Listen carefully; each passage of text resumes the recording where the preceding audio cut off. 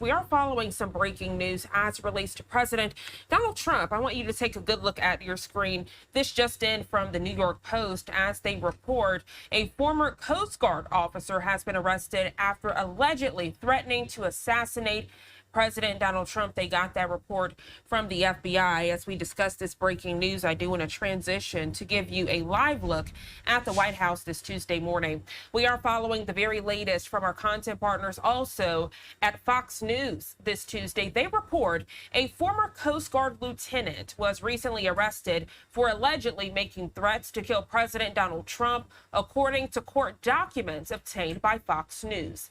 The suspect, Virginia resident Peter Stinson, served as an officer in the United States Coast Guard from 1988 to 2021.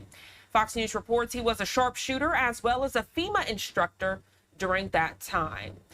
The article goes on to say in an affidavit filed Friday, a task force officer from the Federal Bureau of Investigation, the FBI, revealed details about the myriad of online threats that Stinson allegedly made. In one instance, Stinson reportedly wrote that Trump needed to be taken out on May 9th. The post was a reference to Luigi Mangione, accused of killing United Healthcare CEO Brian Thompson last year.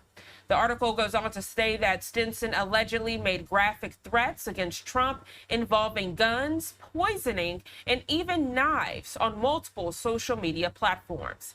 Stinson also allegedly referenced not having the necessary skills to successfully complete an assassination, but also suggested that he wasn't being entirely truthful.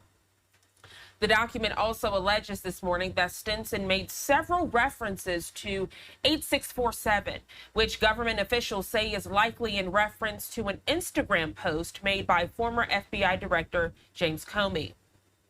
The document states, quote, the post by Comey was interpreted in the news media as a violent threat to President Trump and prompted an investigation by the Department of Homeland Security and the U.S. Secret Service.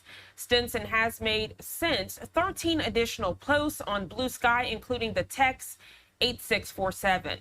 The affidavit also alleges that Stinson has self-identified as a member of Antifa. Back on February 2nd, Stinson allegedly posted on his X account, sure, this is war. Sides will be drawn. Antifa always wins in the end. Violence is inherently necessary, end quote.